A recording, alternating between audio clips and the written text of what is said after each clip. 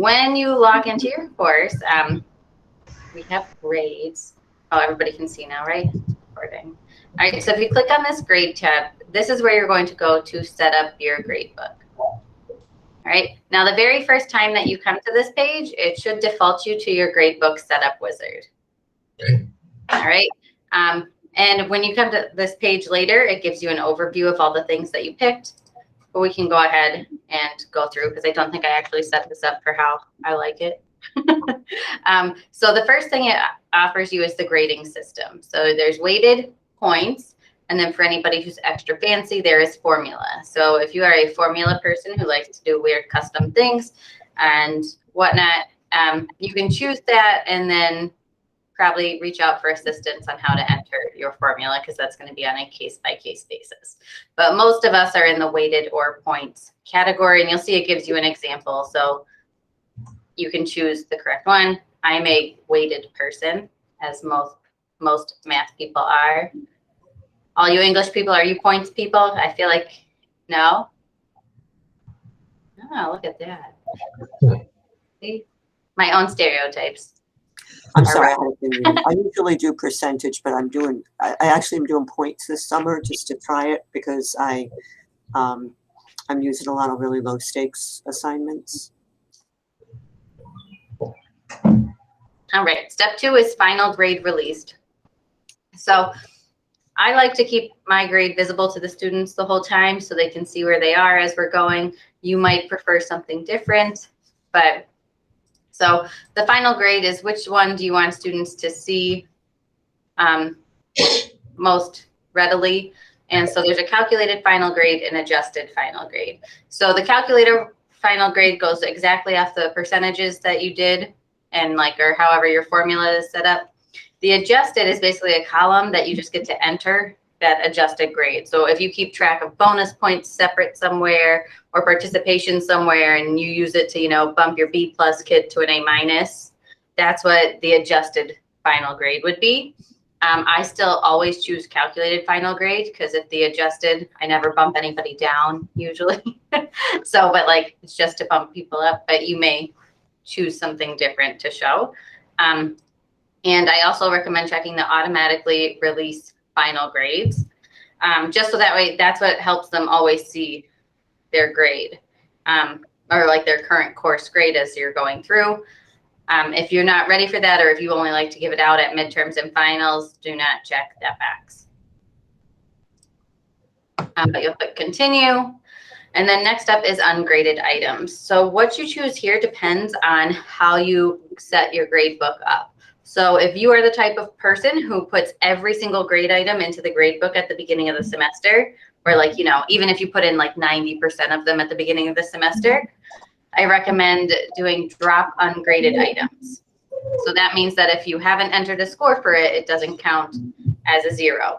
And if you have all of your things already in the grade book and they weren't dropped and they were treated as 0s, it basically means you're giving your student a 0 to start of the semester and they are working their way up, which we all know mentally some of them doesn't work so well. So if you put everything in, do drop ungraded items as 0. If you add things as you go and you're like, now we're doing this, so now I'm going to put it in the grade book, you might want to choose treat ungraded items as 0. So if a student doesn't do it and they don't have a grade, it will act as a 0 versus you having to type in the 0. So that'll be up to you. So like I said, I always do drop, and then I always do keep the final grade updated. So I don't have to go in and do anything for the final grade to update based on the things that I've added. So I always leave that checked. And even if you're the person who doesn't like to show, if you unchecked the other box about automatically releasing final grades, I do recommend keeping automatically keep updated checked. You are more than welcome to do that. Next up is choose default grade scheme. So at this point, we only have one organizational grade scheme, which is the percentage. So you don't have to worry about that. It's just here. You'll click continue.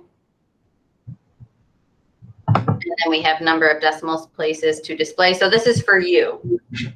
Step 5, how many decimal places do you care about seeing? if you're a rounding person or whatnot. So I typically like to see 2, so I leave it. That's the default. Hit continue. And then step 6 is this is what you want the student to see about their grade. So depending on what you did, you could have them see the points grade, right? So if it was 10 points, they'll see that they got a 7 out of 10. Next up is the weighted grade. So maybe it was 10 points, but it's 30% of their grade. So do you want them to also see that weighted grade out of that 30%? And then grade scheme symbol. I don't think with the percentages we have symbols, so you don't have to check that one, but grade scheme color. So if they have a lower grade, it's red. They have a better grade, I think it's green or blue. So just a visual cue for anyone who is not colorblind on how their grades are doing. How many decimal places do you want to display to the student? So do you want them to see 2? I think my students only need to see 1. Most of them don't care about that part anyway. And then there's a number of characters to display for text items. So there is a text item that you can add to the gradebook, and it's just a way to type in a comment. I think of them as report card comments, right? So you got like your grade and the teacher gave you your little comment. So if you wanted to do something like that, like near midterms, or if you wanted to just have it there about something or whatnot, you could do that. If there's something that you need to collect from students that's not graded, but you still need to collect it, you could use the text item to track if they've collected it or if you've collected it or not, because you could put like the date that they did it. If you require them to meet with you at any point, you can use the text item to say like when that meeting is scheduled or if they did meet with you, if they were a no-show. You can use that for lots of different things. Sky's the limit with your creativity. And then this last part is display final grade calculation to users. So it'll just give them, like if you're weighted, it matters more than percentages or than points. But if you're weighted, it'll show them like, all right, this category was 30% of your grade. This one item within the category was 3% of your overall final grade. So it'll even like give them further breakdowns like that. But then you can hit continue. It gives you a summary of all the items, so you can just kind of verify that you picked all the stuff that you want, and then you can hit finish. All right. Now, this page is only visible after you do the setup wizard. So don't look for it again in the future. All of the items that are listed here are in these 3 tabs. So you don't need them specifically listed here. So these first 2, a new grade category, a new grade item, are in manage grades. There's also the import grade options. That's on enter grades. So import grades is if you kept your grades in an Excel spreadsheet, you could actually keep them in the Excel spreadsheet and then import that spreadsheet into Brightspace so the students could view it. If anyone's interested in that, we do those separately to make sure your formatting and all is correct, so it transfers nicely. And then we have create a new grade scheme. So you saw before, the grade scheme is basically how you're grading. So like you could choose, the select boxes are kind of like a super base rubric, because you could just say like poor, basic, advanced, and just choose an option like that. Sometimes I use that, or if you wanted to set something up as pass fail, that's what you could use the select box for. Manage grade items and categories, the manage grades right here, and then of course enter grades is enter grades. So you don't actually need this screen again. Next up, I'm going to use this tab to go back to schemes. So you can see we have this percentage scheme, right? And that's at the organizational level, but you can add your own schemes or grading type as well. So my name for this one is going to be pass fail. My short name is PF. And so the symbol is an F. It's a 0%. We get a 0, and I'm going to make it red. And the next one is a P for pass. They get 100%. Then make it green because it's super awesome. And they get 100%. So And then I can delete this third column because I don't need it. You could add middle ones if you wanted. You can see down here it says add ranges. But I'm going to hit save and close. And now I have a scheme just for my course. So like another one might be proficiency. I don't have a short name for that. But I could do, you know, I'm forgetting words now. Basic, starts at 0, give it the red, and they can get up to a 50% with that. And then we'll do proficient, starts at a 50. I'm going to give them an 80 if they get a proficient. Make it blue. And then advanced starts at 80. Make it super green, and they get the 100%. Oh, must be less than. Okay. 51.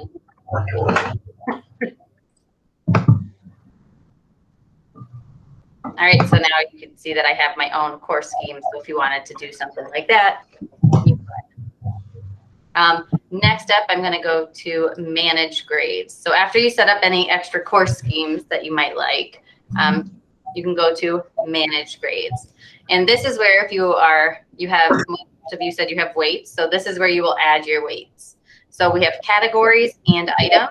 So categories are going to match your weighted categories. So those are the things that we will add first.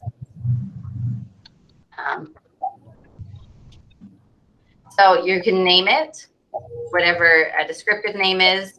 But then you have the short name, and the short name is just for you, and it helps keep your column small. So you can see more on one page. So you can make it as short as you want. The students don't see it. It's for you. And for the weight, you can say if they're allowed to get more than that weight, like if you do bonus points in that category, can they get more than their 40 percentage points there? Or even if they get bonus assignments in there, maybe those just help them get to the 40 max. So you can choose that. And then this next part is how do you want to treat things within that category? So manually assign weights to the item in the category. So can you make them all different things? Or do you want to weight them differently by points? So maybe you have something that's 200 points and something that's 100 points, and you want them to be treated as the 2-to-1 within the category, or distribute the weight evenly across all items. So no matter how many points you make it worth, maybe you score this one out of 20, you score this one out of 10, but they're weighted the same in the category. That's typically what I do, at least with this category that I'm in. And then you can choose to drop their highest or lowest item. 2 highest, 2 lowest, one of each, whichever you feel like doing. Down here in the display options, we also have these that we didn't have before. So if you wanted to share the class average on an assignment or the grade distribution on an assignment, you could. I typically don't. And then last up is override display options for this item.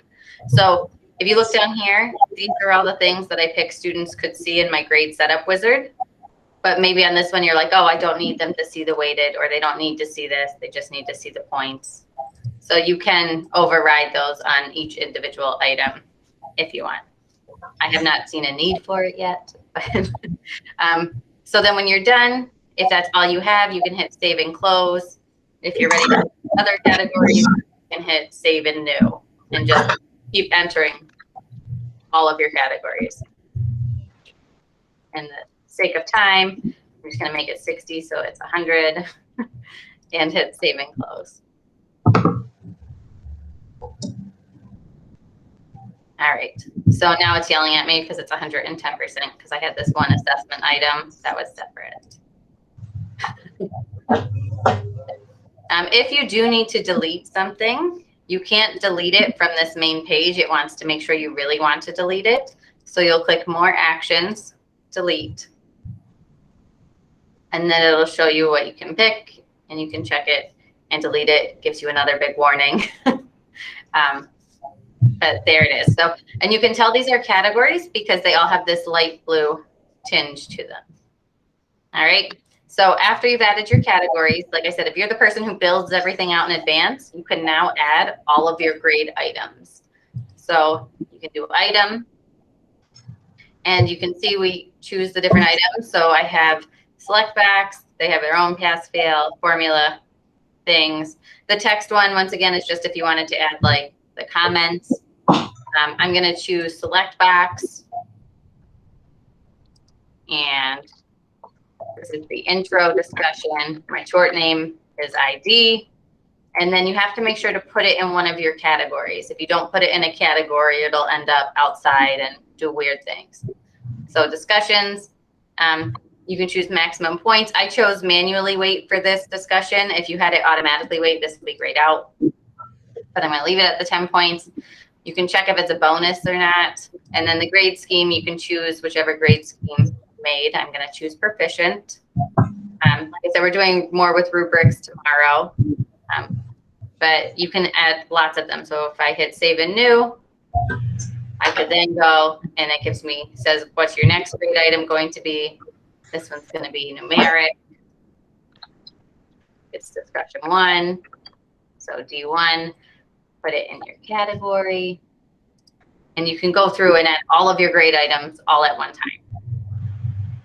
So once you have an item here, you can see I have intro discussion. I used a select box for it. I have discussion 1. I used numeric for it.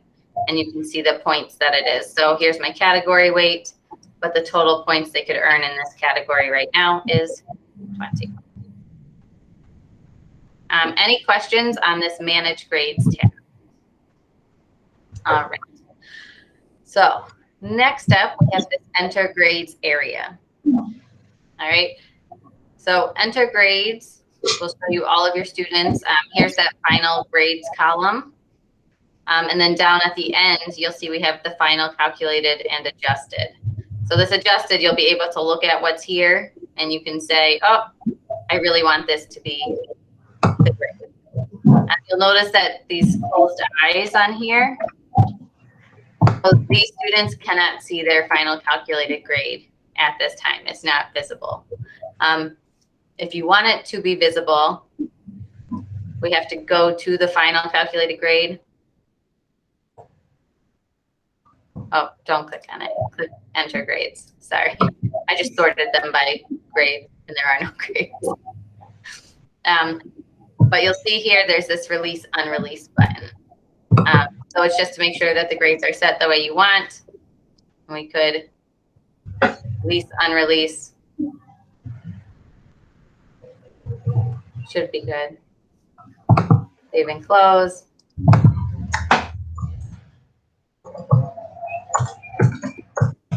Oh, I didn't wait for it to go. But as long as the app's here, it's not visible and you'll have to do that release, unrelease. It might not be visible because there are no grades at this point. So probably doesn't like them. But you can see here in our category, I have the 2 short names and I have in this one category. My other categories aren't showing up, the KA, because I don't have anything in that category.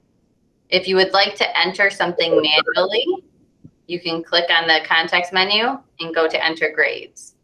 If you want to, and that'll just allow you to enter for that one thing. Like if you have a bunch of things stored up that you just want to enter on Brightspace, like if you're tracking participation and you want to enter a couple different grades, this switch to spreadsheet view is your jam because it makes everything editable. So everything for all the students you can edit. You'll see this is the select box, so I can choose advanced. I can say they got a 9 out of 10. Go through all of it, hit save.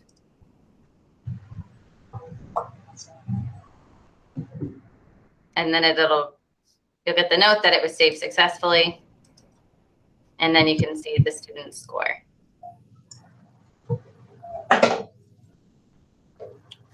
Any questions on that? All right. Now, one of these 2 things specifically, if we're looking at them, you're like, those are discussions. Do I have to enter the grade separate from the discussion itself? And the answer is no, you do not. You can do what's called an association. to that. So Riley briefly mentioned this before. So I have a new topic here. So you're setting up your forums. I'm going to say, here's my discussion 1. If you look over here, we're going to talk more about all these other settings tomorrow, but we have this assessment tab.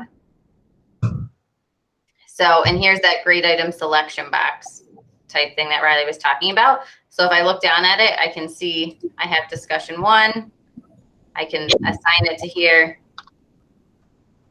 and hit save and close. So that way I can actually just grade from the discussion area instead of going over to the gradebook. You'll know that things are associated because if you look on your manage grades view, it now has an association here. So it says that this is a discussion. So you would go to the discussion area to grade it. You can still always do manual overrides on this enter grade tab, like we just discussed, but by having the association, that's a way to confirm for you that it's tied to that discussion. If you grade in that discussion, it will automatically show up in the gradebook. And it works the same way for assignments. So I feel like I talked through that super quick. Do you guys have any questions? It's definitely one of those things I think as you start to go through it, it will help. So we do have extra time. So I didn't know if anybody wants to like set up their gradebook for the fall, if you know what your percentages are or categories, because you can always go back in and edit it later. You don't have to have like it exact now, but if you had a typical gradebook that you usually set up, you could work on that.